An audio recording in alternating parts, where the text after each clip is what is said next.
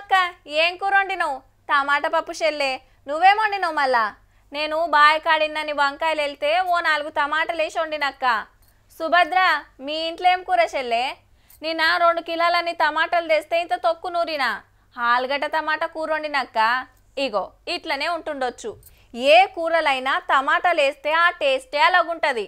మనం ఇట్లా తింటున్నాం కానీ పాపం గాడ పబ్లిక్ గీ భాగ్యం లేకుండా ఇందుల్లా.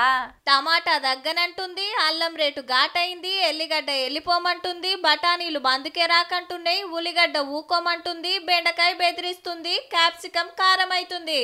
ఏది ముట్టుకున్నా బగ్గునం అంటేనబ్బా. ఓ మనతనగా తిన్రి. పాకిస్తాన్లా కిలా టమాటా ఎంత వలుకుతుందో చెప్తే చక్కెర వచ్చినంత పని అవుతుంది. ఉత్త 600 నుంచి 700. దెబ్బకు టమాటాకు 2 బంద్ పెట్టిండ్రు. దానికంటే కిలా చికెన్ తెచ్చుకున్నది నయం అనుకుంటురట మరి. అదైతే 350 రూపాయలే మరి. ఇక కడమ కూరగాయలేమన్నా తక్కువనా? పతొక్కటి 300 దాటినాయి.